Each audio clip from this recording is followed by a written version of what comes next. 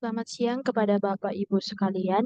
Perkenalkan, nama saya Noni Julia Sipayung dengan NIM 12S21025 dari Sistem Informasi Angkatan 2021 yang sekarang ini saya sebagai mahasiswa studi independen di PT Mitra Talenta Group dengan role Data Science Basic. Pada kesempatan kali ini, saya ingin mempresentasikan progres dari MBKM saya untuk report di bulan Juni, yaitu bulan terakhir untuk mengikuti studi independen batch 6 Kampus Merdeka. Baik, berikut merupakan outline yang akan saya jelaskan, yang terdiri dari saya akan menjelaskan mengenai proyek akhir yang diembankan kepada kami sebagai mente dari studi independen di Seleret dengan case yang diberikan. Kemudian saya akan mencoba untuk menjelaskan laporan akhir review saya yang telah saya kerjakan dan telah saya kumpulkan di e-course. Kemudian saya akan melampirkan atau menunjukkan kepada Bapak Ibu sekalian mengenai nilai akhir MBKM dari Mitra kepada saya. Kemudian kesulitan apa yang saya hadapi dalam menghadapi bulan Juni ini, yakni bulan di mana kami mengerjakan proyek akhir kami. Selanjutnya, yang pertama, saya akan menjelaskan mengenai proyek akhir. Nah, proyek akhir saya di studi independen dengan role Data Science Basic berjudul Sentiment Analysis of Women Clothing E-commerce Review atau analisis sentimen ulasan e-commerce pakaian wanita. Dataset yang kami ambil yaitu adalah dari classification yang berjudul Women's Clothing E-commerce Review, di mana dataset ini merupakan ulasan dari pelanggan mengenai pakaian wanita yang dijual secara e-commerce. Kemudian, dataset ini disinonimkan sehingga nama perusahaan diganti menjadi retailer. Dataset yang kami pilih ini terdiri dari 23.486 baris dan memiliki 10 variabel fitur, yang mana setiap variabelnya akan merepresentasikan satu ulasan pelanggan dan mencakup variabel-variabel berikut. Berikut merupakan ke-10 variabel yang ada di dataset Women's Clothing E-commerce, yaitu Clothing ID, Age, Title, Review Text, Rating, Recommended, Positive Feedback Count, Division Name, Department Name, dan Class Name. Nah, pada proyek akhir kami menggunakan beberapa dasar teori ini sebagai panduan kami. Yang pertama itu adalah e-commerce, di mana e-commerce merupakan proses jual beli barang atau jasa secara elektronik yang menghubungkan perusahaan, konsumen, dan komunitas tertentu. Kemudian ada machine learning, word bending, super vector machine, random forest, decision tree, XGBoost, NLTK atau Natural Language Toolkit.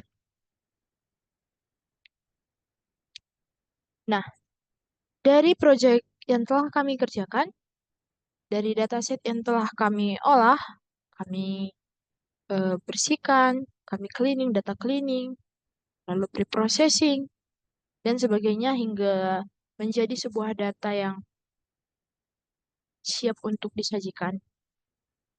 Berikut merupakan link dari Google Colab yang berisikan source code yang kami kerjakan untuk menyelesaikan ataupun mengolah dataset mentah atau raw data yang telah kami pilih, yaitu classification e-commerce of women clothing.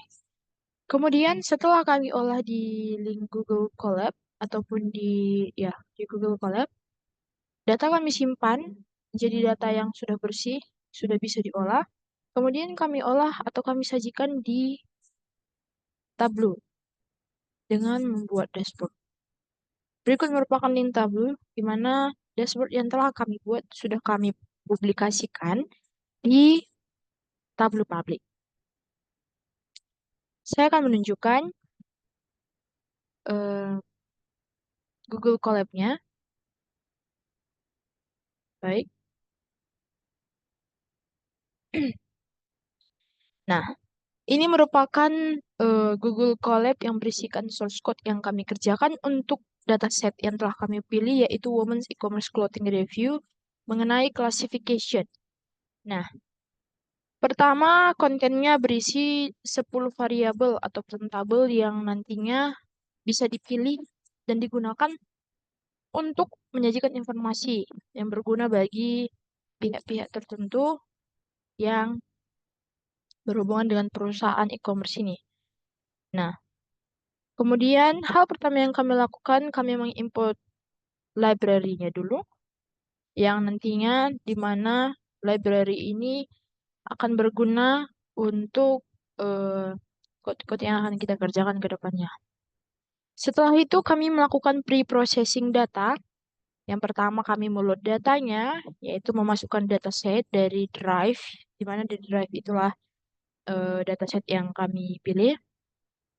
Kemudian kami melakukan data cleaning, di mana kami di sini melakukan remove atau mendraft tabel yang berjudul title.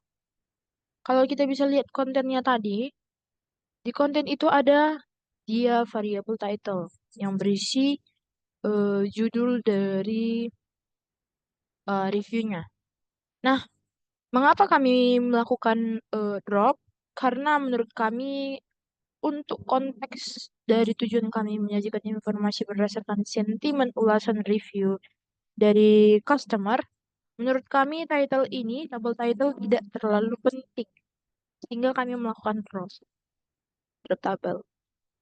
Setelah yang kami lakukan di data cleaning, kemudian kami melakukan tes banding, di mana itu terdiri dari case folding, lalu ada punctuation, ada repetition karakter, dan ada stemming. Nah, kalau setelah itu kami melakukan exploratory data analysis. Nah, disinilah kami mulai bekerja untuk menggunakan yang namanya model dari machine learning, yaitu kami membuat perbandingan dengan menggunakan 4 model. Model yang pertama yang bernama Super Vector Machine, kemudian Random Forest, Decision Tree, XGBoost. Nah, setelah melakukan ini, bisa dilihat di sini, di hasil pembahasan, tabel hasil.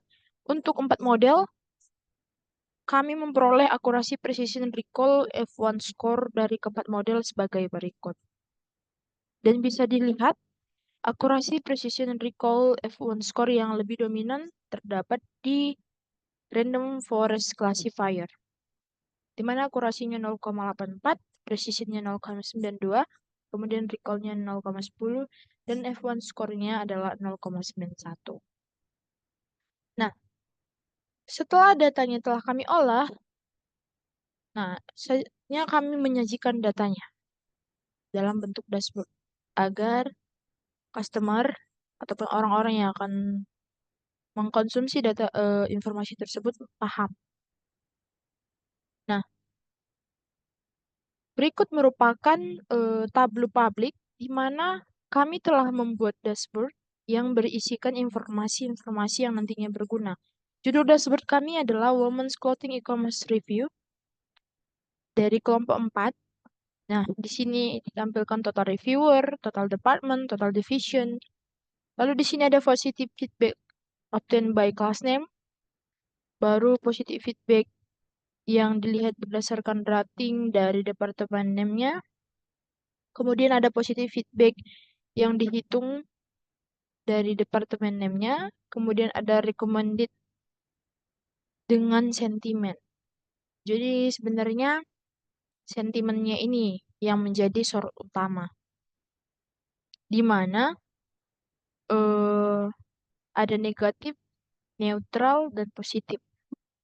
Ada yang berikan rekomendasi positif, ada yang negatif, dan ada yang so-so. Seperti itu. Kemudian, saya akan mencoba untuk mereview laporan atau memperlihatkan sekedar laporan akhir yang telah saya susun. Berikut merupakan laporan akhir saya. Bisa dilihat.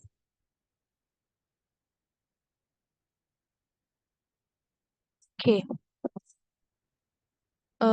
sudah ditandatangani oleh dosen pembimbing saya, Pak Humasak, dan sudah ditandatangani oleh mentor saya di Mitra, yaitu Kak Cynthia.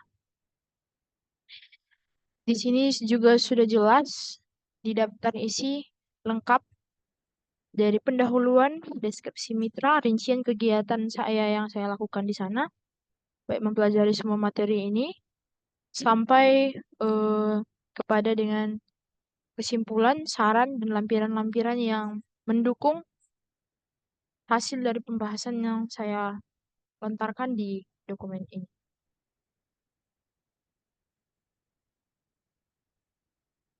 Selanjutnya, berikut merupakan nilai akhir yang saya peroleh dari mitra.